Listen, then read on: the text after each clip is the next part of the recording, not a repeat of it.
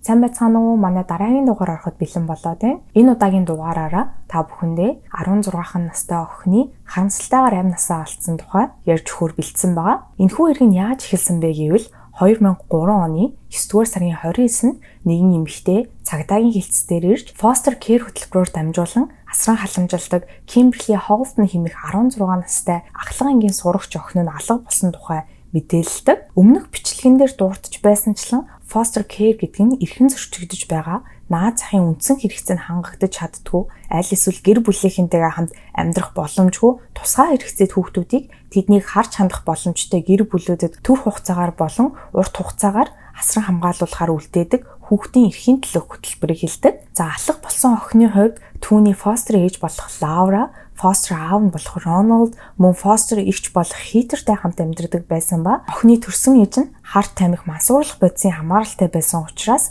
foster care охиныг өөрсдийн асраанд аван удалгүй Michael-ийн гэр бүлд охиныг асруулахаар өгсөн байдаг. Kimberly охин багаасаа маш хэцүү амьдралтай байсан. Тэрээр Michael-ийн гэр бүлд эртлээ ээжийнхээ хамаатнуудаар ээлжлэн амьдардаг байсан ч тэд охиныг өсгөхийг хүсээгүй учраас foster care төхөөр шийдсэн. Kimberly Michael-ийн 2 жил амьдарсныхаа дараа гинэд ор сургуугүй алга болсон учраас цагдаагийн ажилчид юун түүнд Kimberly-ийн foster mom болох Laura Michael-аас мэдүүлэг авахд тэрээр охиныг өмнөх өдрийнх нь орой шалгахад өрөөндөө унтаж байсан. Энэ нь Laura-гийн охиныг харсан сүүлийн удаа байсан гэж хэлдэг. Цаашлаад Laura хэлэхдээ Kimberly охин алга болохоосоо 17 хоногийн өмнө 9 сарын 13-нд цагдаагийнхантай холбогдсон өөрийн foster аав болох Ronald Michael өөрт нь бэлгийн дарамт үзүүлж байгаа талаар мэдэгдэхээр залхсан. Kimberly надад ч мөн Ronald түүний биед зөвшөөрлөхгүй хүрдэг, мөн хэрхэн шүн түүний өрөөнд нь орж орон дээр нь хамт унтдаг талаар болон хүсээгүй зүйлийг нь хийдэг талаар хэлсэн. Үүнийг надад хэлснийхаа дараахан л тэр ор сургуугүй алга болчихлоо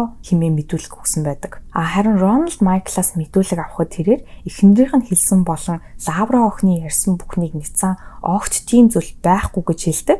Мөн Ronald Laura хоёрын төрсөн охин болох Heather нь Kimberly-г алга болдог өдөр Ronald буюу түүний төрсөн аав нь тэдний гэрт байсныг баталдаг. Энэ үед Heather охин гэрээсээ тусдаа амьдарч эхлээд удаагүй байсан ба Ronald Kimberly-г алга болдог өдөр тэдний байсан. Мөн Ronald-ыг Kimberly-д бэлгийн дарамт үзүүлдэг байсан гэх ямар ч баримт нотлохоо байгаагүй улмаас Ronald-ийн бэлгийн хүчирхийллийн тухай хэрэг удалгүй дарагдсан байдаг. За Kimberly охиныг алга болсон гэж бүртгэж авснаас хойш 7 хоногийн дараа амьгүй болсон би Атлантик далайд хөвж явахыг нь завтаа явж байсан 2 хос олсон. За шинжээчид охины биед задлан шинжилгээ хийж үзэх үед хит өндрөөс унан гавлын ясандаа бэртэл авсан нь үхлийнх нь гол шалтгаан болсон гэж дүгнэлт гардаг. За мөн охины цогц золдох үед 2 хөлийг нь гинжээр хооронд нь гинжлэн орхисон байсан бөгөөд энэ нь хэргийн газрын хамгийн том сэжүүр нь болж чадсан байдаг. Kimberly-гийн хөлийг хооронд нь холбон гинжилсэн гинж нь зөвхөн тодорхой нэг дэлгүүрт зарагддаг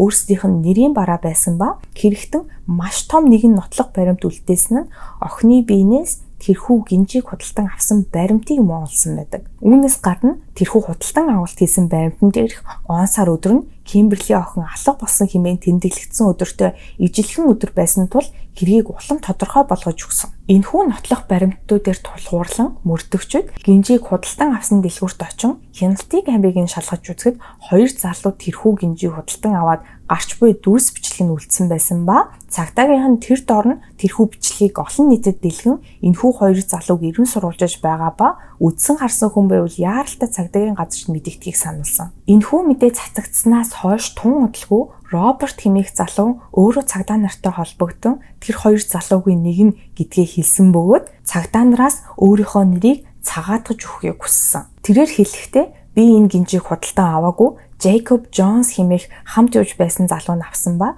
Jacob надад дасгал хийхэд хэрэг болоод байгаа учраас гэж хэлж байсныг нь санаж байна гэж цагдаа нарт хэлдэг. Мөрдөгчд Робертоос Jacob-ыг таньдаг болоод хэр удаж байгаа талаар нь асуухад танилцаад удаагүй бөгөөд 6 сар орчим л болсон. Түүнээс Jacob одоо хаана байгаа талаар нь асуухад би мэдэхгүй байна. Та нар түүний найз охиноос асуугаад үз гэж хэлдэг. Jacob-ийн найз охиныг хэн болохыг олж мэдгүйдээ цагдаа нар бараг л хэрэгтнийг олж авсан гэдэгтээ бүрэн итгэлтэй болж эхэлсэн. Учир нь Jacob-ийн найз охин нь Kimberly-гийн foster эгч болох Heather байдаг. Мөрдөгчд Heather болон түүний найз залуу болох Jacob нараас байцаалт авахд Heather хэлэхдээ би үнэхээр Kimberly-д юу болсон талаар мэдэхгүй. Jacob түүнд ямар нэгэн буруу зүйл хийсэн үгүйч мэдэхгүй байна.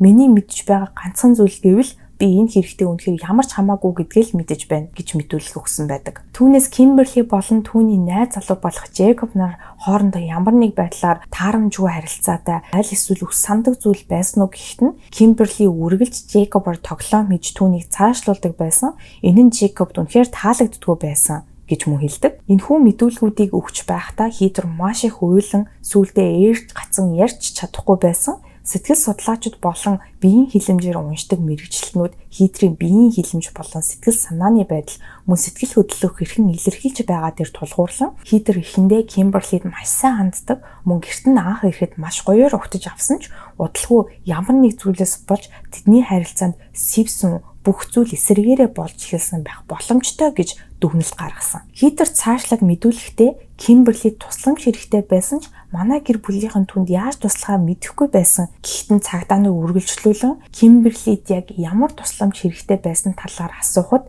түүнийг сайн мэдэхгүй байна гэж хариулсан байт юм байлээ. За үүний дараа мөрдөгчд Джейкобыг байцаалт өгөхийг шаардсан 10 дугаар сарын 17-ны өдөр байцаалт авахд тэрээр өмгөөлөгч авахыг хүссэн бөгөөд мөн энэхүү хэрэгт ямар ч холбоогүй яаж яваад тэр гинжнүүд Кимберлигийн хүлд байсныг ч мэдэхгүй байна. Би тасгал хийхдээ зориулж гинж авсан нь бол үнэн. Гэхдээ би Кимберлиг алаагүй хэмээн мэдүүлэг өгдөг. Джейкоб нь 20 настай нисгэгч болохоор коллежид суралцдаг залуу байсан ба мөрдлийн үеэр Джейкобыг Air Force Base хэмээх нислэгийн клуб хүмүүст хэрхэн нислэг үлдэх талаар заадаг байсныг нь олж мэддэг. Энэ нь түүний цагийн ажил байсан бөгөөд мөрдөгчд ажлынх нь газар очин шалгах үедээ Джейкобыг 9 дугаар сарын 30-ны өдөр оройны 11 цаг 45 минутанд ажлын газараасаа онгоц аван гарсан ба шөнийн 1 цаг 50 минутанд буцан ирж онгоцоо нислэгийн клавда буцаан тавьсныг нь олж мэддэг. Түүнийг онгоц аван хаашаа явсныг мэдэх хүн хинч байгаагүй ба шүүхээс түүнийг Кимберлигийн үхэлд буруутай хэмээн үзвэл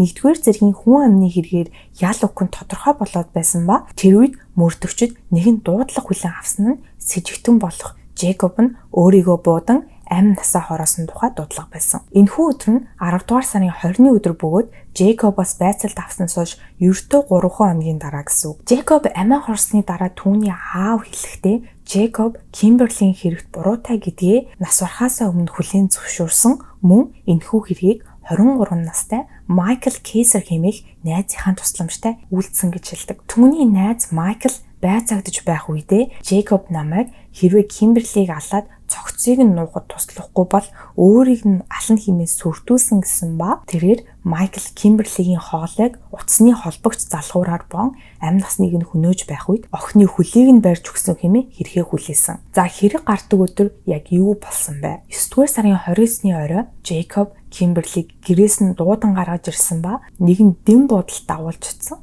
Тэр үед нь Майкл айл хэдийн очижсэн тэднийг эрхийг хүлээж байсан гэдэг. Тэд Кимберлид хэлэхдээ түүнийг энэ дэм буудалд авчирсан шалтгаан нь охинд Фостер гэр бүлтэйгээ хэрхэн сайхан харилцаатай байж асуудлаа шийдэхэд туслахаар авчирсан гэж хэлсэн. За хачирхалтай үүний дараа удалгүй тэр хоёр ээлжлэн Кимберлийн охинтой бэлгийн харьцаанд орсон байдаг. Үүнийхээ дараа охины шуршуурээс гарч ирэх үед нь Джейкоб Майкл охины хөлнөөс нь барьж байхыг тушаасан ба хажуудаа байсан утасны залгуураар Кимберлигийн хоолойг боож эхэлсэн. Тэр хоёр охиныг ухаан алдуулсныхаа дараа хүнчлэн дороо Джейкобын жижиг оврын ачааны машинд хийн авч явсан ба өөрсдийн ажилдаг Air Force Base гэх нислэгийн клубд очин охиныг өргөн онгоцонд оруулаад дараа нь нисэж эхэлсэн. За тэр гурав явсаар Атлантик далайн дээр явж байхдаа онгоцоор охиныг гарган шидсэн байдаг. 2005 онд Майкл Кимберлигийн үхэлд буруутай тогтоогдсон давж заалдах боломжгүйгээр